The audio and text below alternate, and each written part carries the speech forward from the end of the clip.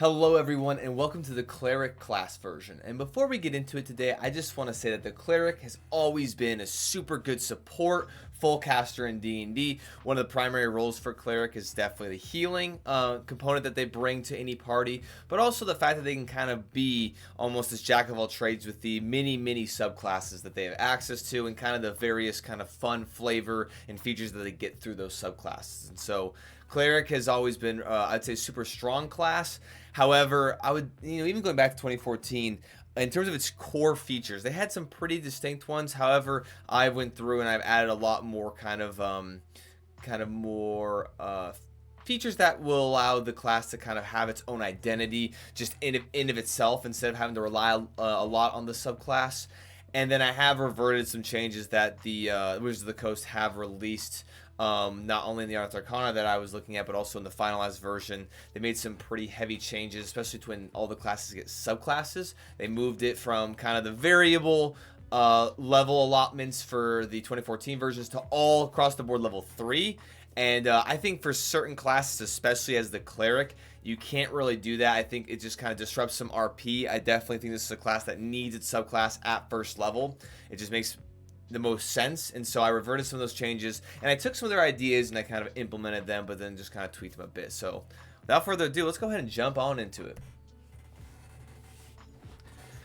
All right, so of course you have the my Homebrew off to the side here. Above me you have the Unearthed Arcana, and then of course I have my 2014 Player's Handbook that I'll be referencing as well. So let's go ahead and jump through this and check it out. So right here, you have of course, the whole table listing your channel divinities, your cantrips, your spells, etc., etc. Hit points are going to be the same. Proficiencies, the only difference with this is going to be that I added the perception. You can choose perception as your kind of class proficiency if you'd like. I've actually done that with all the classes across the board. I think that perception is a really valuable skill. And then if you want to RP not having a high perception, or maybe you just don't want to take that, that's fine. But I want to give everyone the option, because not being able to, not being able to have that bonus, to be able to, see and interact with the world kind of sucks. So I wanted to throw that in there. Tools, none. Armor, light, medium. Shields, weapons, simple, of course. And then the starting equipment, I have taken what the Unearthed Arcana has kind of done, in just making it so you can just take the following equipment, or you can spend your own money. So, but moving on to the class features, I'm not going to read spellcasting. If you want to go ahead and read that, I'm just going to go ahead and pause here for a second. You can go ahead and pause the video. Go ahead and check that out. I'm going to kind of slow scroll here. Alright, moving on. Cleric subclass is going to be level 1 still.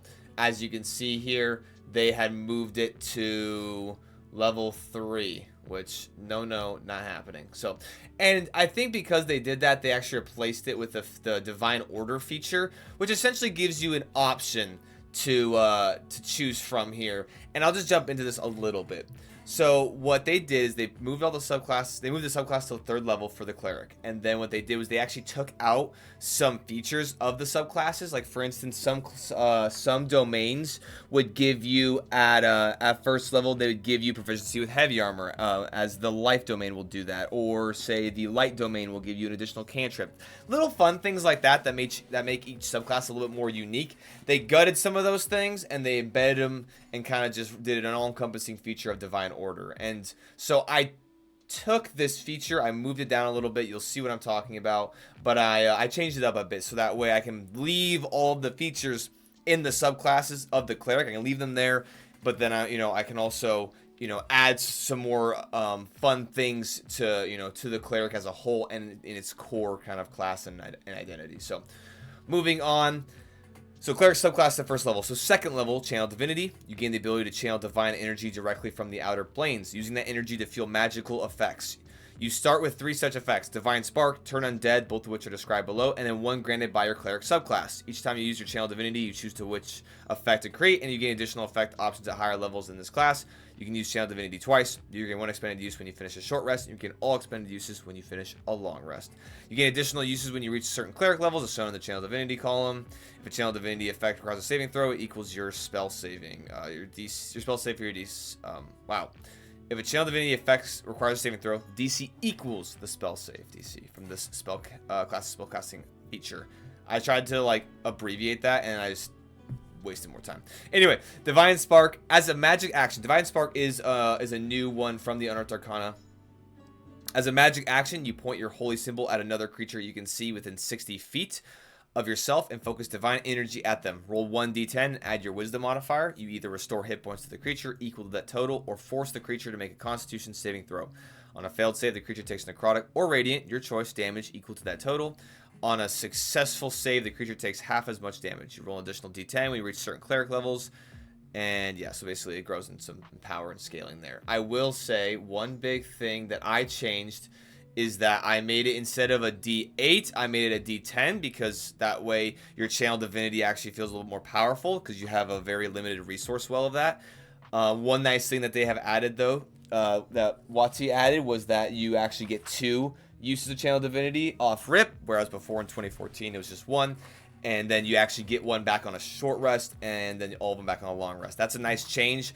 A lot of resources that Wizards of the Coast had kind of added into a lot of those resource features is that you do regain at least 1 on a short rest, which is really nice. It gives every class you know, something when you do end up taking that instead of just hit points. So that's actually really nice.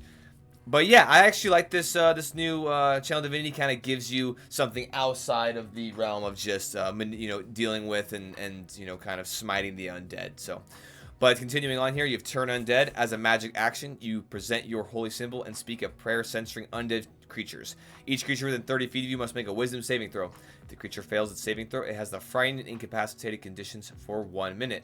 This effect ends early on the creature. If it takes any damage, you have the incapacitated condition, or you die.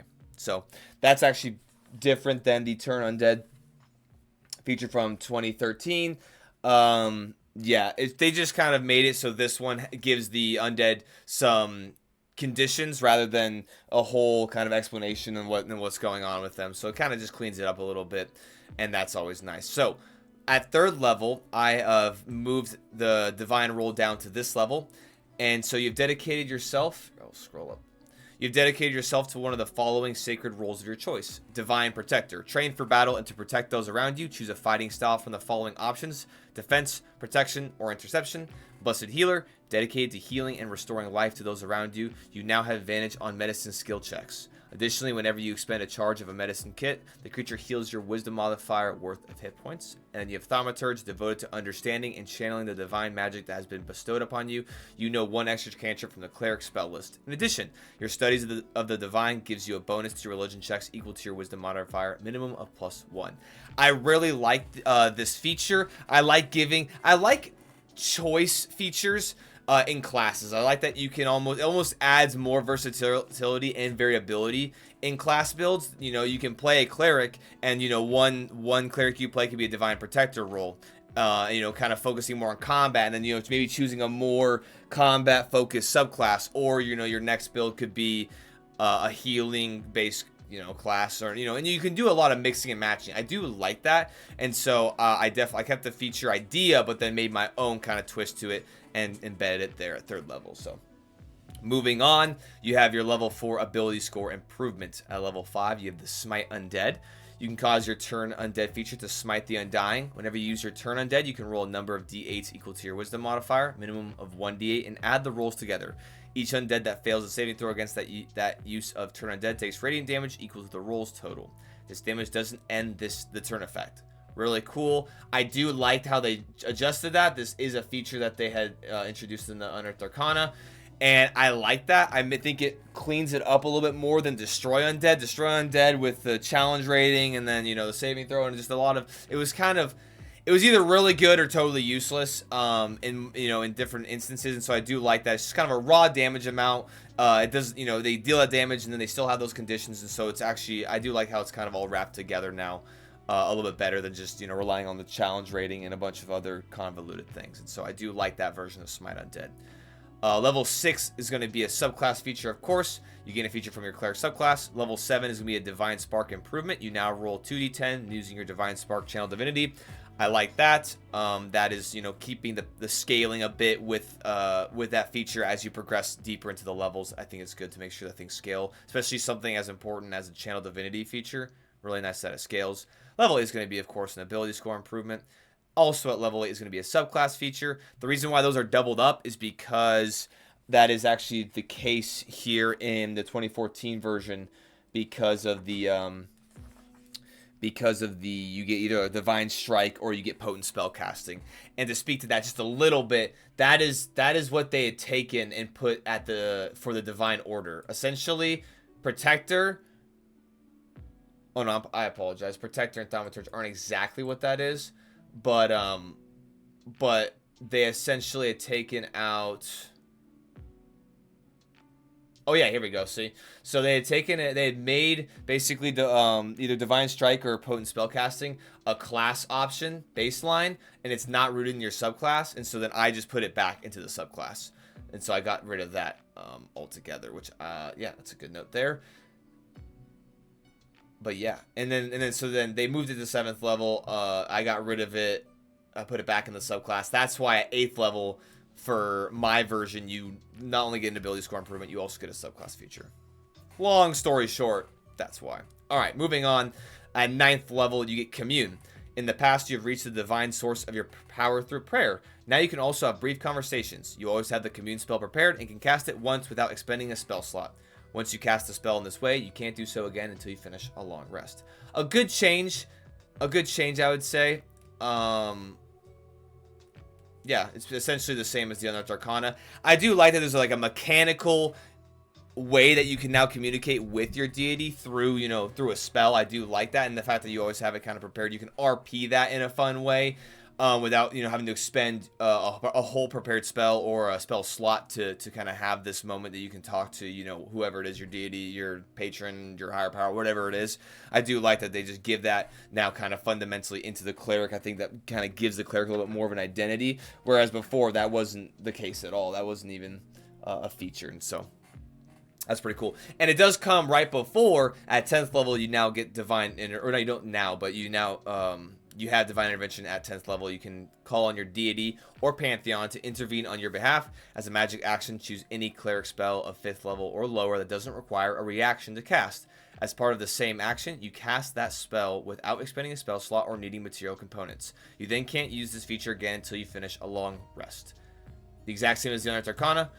I like this change in the 2014 version. The divine intervention was essentially you roll percentile dice, and if you get the number lower than your cleric level, then basically God shows up and does something amazing, which is cool if it ever works. And so I like this kind of mechanical way that you can kind of have this intervention from your deity or your pantheon or your higher order or whatever it is. I like that there's this intervention, but it's flavored in such a way that there's like kind of a mechanical aspect to it of it, like, under the category of a spell.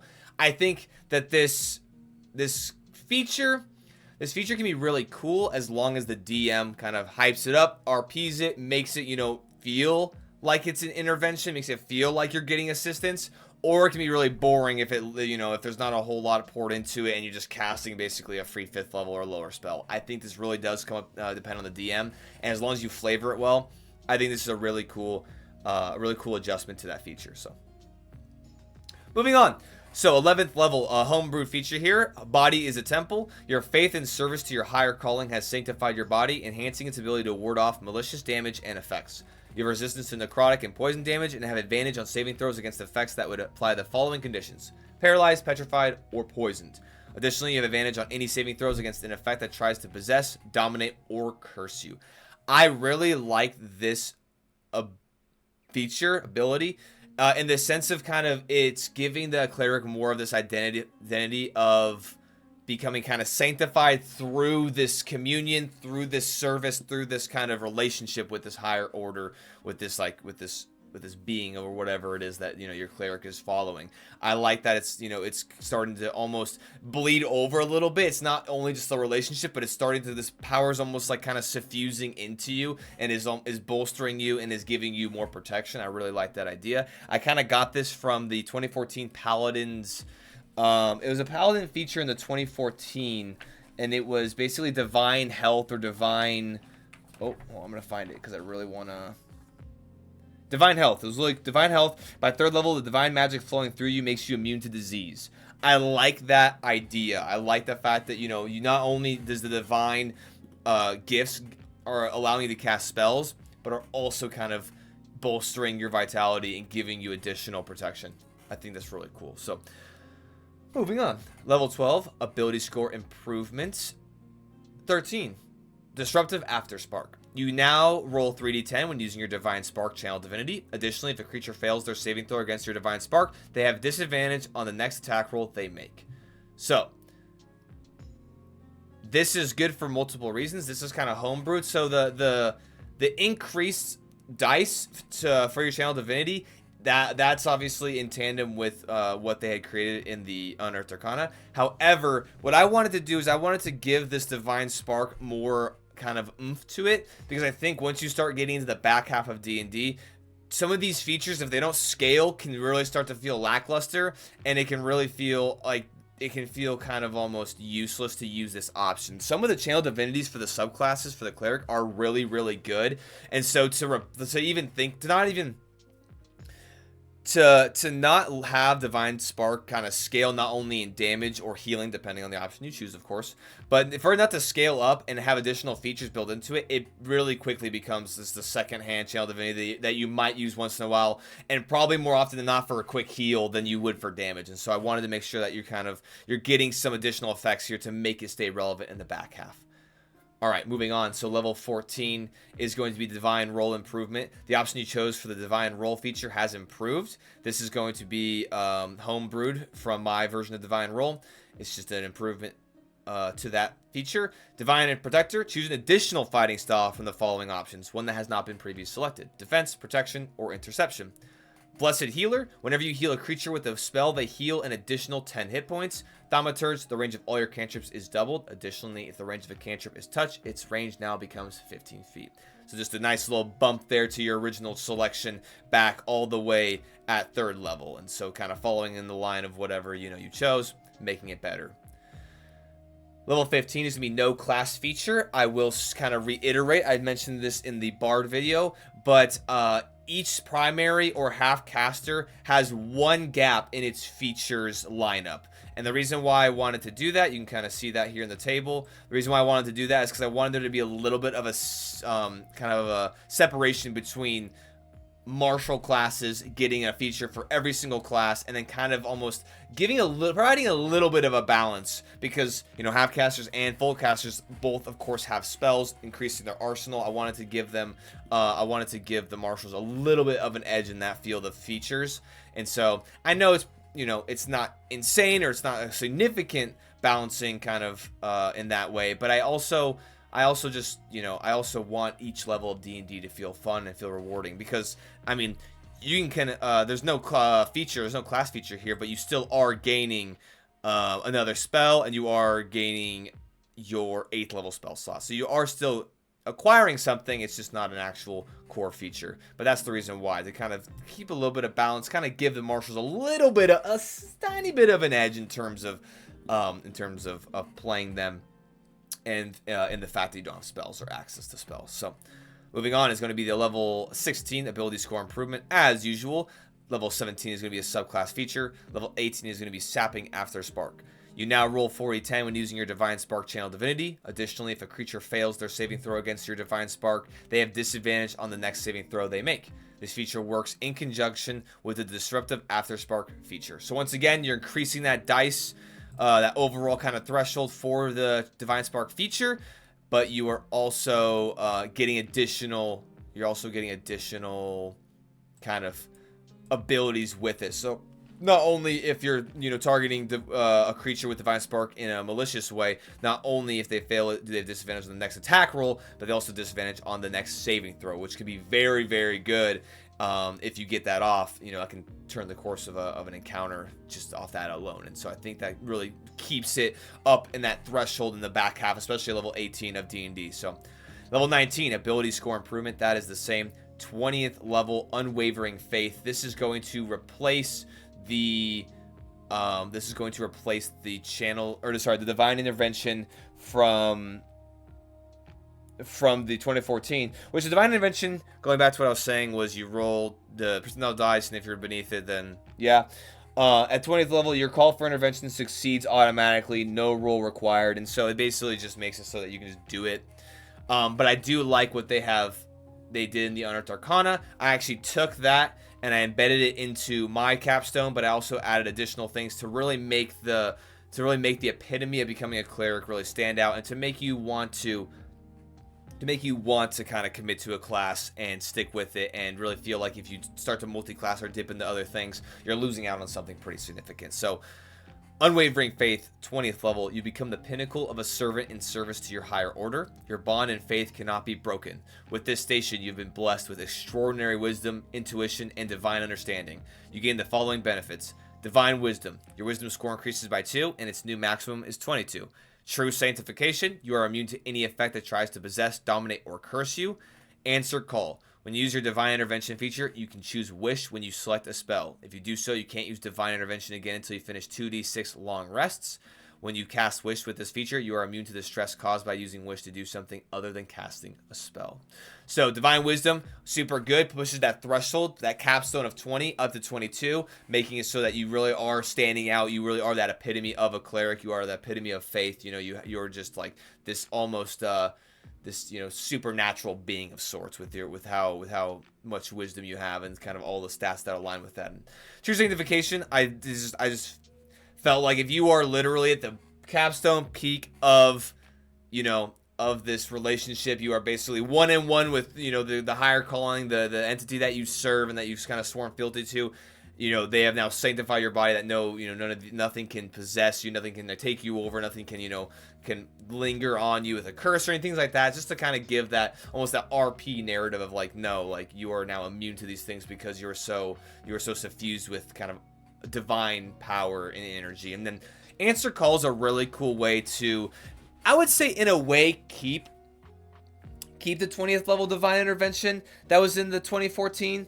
I think in a way it fundamentally does the same thing, but it kind of gives you more of a framework for what can happen. I think leaving it just vague where, you know, basically God shows up and then explain what you want to have happen. The DM kind of has to then, you know, be prepared to do that and has to kind of go through all that. Now Wish can do that in a way, but there's also kind of preset things, and there's more of a framework, like I said, that helps, you know, a player along a little bit with what they want to have happen and that. And I will mention that they have it at 2d4 long rests in the UA. I have it at 2d6. I wanted to make that gap a little bit longer. I mean, you could also still roll just 2 1s, so you could do it in 2 days, but I wanted to make that gap potentially a little bit longer because I don't want, you know, necessarily characters or players to be able to spam this per se, and so I really wanted to make sure there's a little bit more of a time difference between being able to do it from, you know, using a feature once and then the next time. So, but yeah, that's Cleric. Really happy with where it is now. Definitely kind of filled in some of the gaps. I think Wizards of the Coast adjusted some of the 2014 features well, and then I came in there and kind of just rounded it out with a couple homebrewed, couple additional features there to make the class feel more of a rooted identity outside of the subclass, and just kind of give you, more milestones throughout the way and make each level feel more of like a reward than before. So yeah, if you have any feedback, have any comments, have any critiques, of course, any positive, I guess, constructive feedback, feel more than free to leave them in the comments. If you want to use this document, it is the link is going to be in the video description. I use the Homebrew website to make this in the DnD format. Super awesome. If you don't know what the Homebrew is, feel free to check that out. And yeah, that's about it for the Cleric. And so I guess I'll see you all in the next video.